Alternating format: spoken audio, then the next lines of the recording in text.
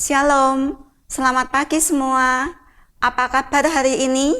Jumpa kembali dalam program Hikmat Pagi GKI Karangsaru tanggal 19 Desember.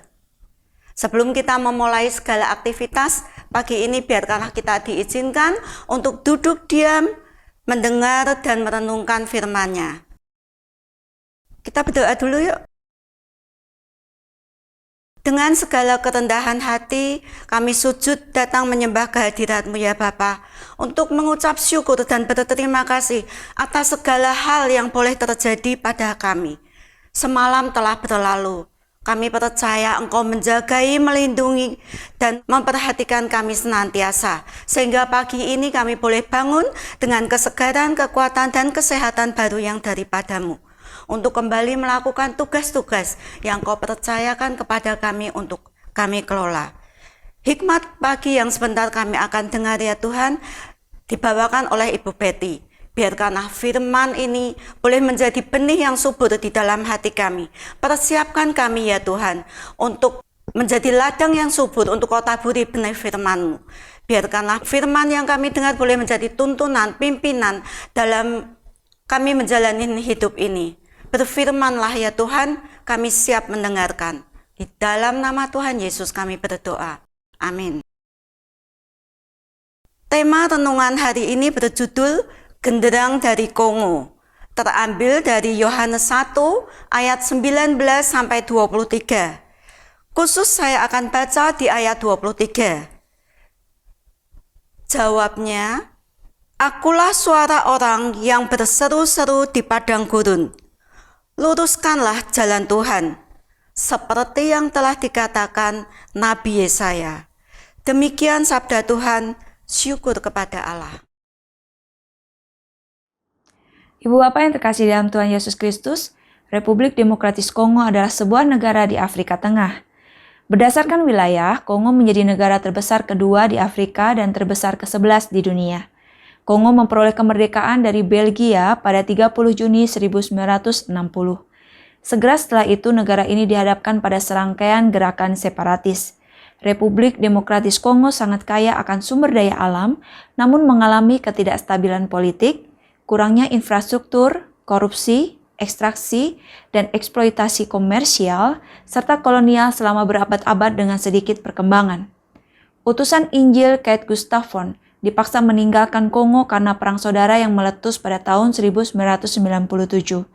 Ia melaporkan bahwa ketika perang mulai meluas, penduduk di daerah terpencil tempat ia juga tinggal mempunyai sebuah tanda peringatan bila tentara sedang mendekat, yakni lewat bunyi genderang.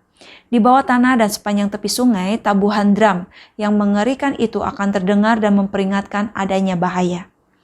Genderang dari Kongo itu juga digunakan untuk menyiagakan seluruh warga ketika mereka akan mengumumkan adanya kematian, kelahiran, atau memanggil warga untuk mengadakan pertemuan. Genderang-genderang itu berfungsi sebagai tanda peringatan. Seorang utusan dapat dikirim kemudian untuk menyampaikan informasi tambahan. David C. McCaslin pernah menuliskan bahwa Yohanes Pembaptis memainkan peranan yang sama dengan genderang itu. Seruannya agar setiap orang bertobat, baptisan yang dilakukannya di Sungai Yordan, dan perkataannya yang tajam terhadap para pemimpin agama di Israel yang munafik merupakan tanda peringatan akan terjadinya peristiwa-peristiwa penting setelah itu. Matius pasal yang 3. Peringatan tersebut diikuti dengan berita terbesar bagi orang-orang Yahudi tentang pelayanan Yesus Sang Masias yang diakhiri dengan penyaliban, kematian, dan kebangkitannya. Kita pun memiliki kesempatan untuk menyampaikan peringatan kepada orang-orang yang berhubungan dengan kita setiap hari. Sikap berbicara dan standar moral kita dapat membuka jalan untuk pemberitaan Injil. Kita dapat melanjutkan kesaksian kita yang umum dengan pesan khusus tentang kabar keselamatan di dalam Kristus Yesus. Mari jadi genderang yang menyerukan suara pertobatan. Amin. Mari kita berdoa. Bapa Surgawi, sungguh kami bersyukur untuk kebenaran firman Tuhan yang boleh kami renungkan pada pagi hari ini. Kembali mengingatkan kami akan keberadaan kami sebagai orang-orang yang telah diselamatkan di dalam Kristus Yesus. Bahwa kami masih memiliki tugas dan tanggung jawab. Keberadaan kami menyerukan pertobatan bagi orang-orang di sekitar kami yang masih mengeraskan hati. supaya mereka juga boleh diselamatkan oleh Kristus Yesus.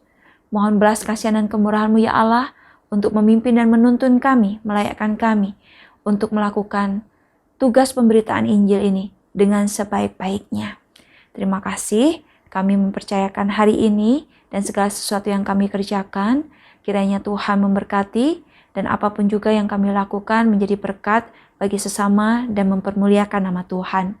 Di dalam nama Tuhan Yesus kami sudah berdoa. Amin.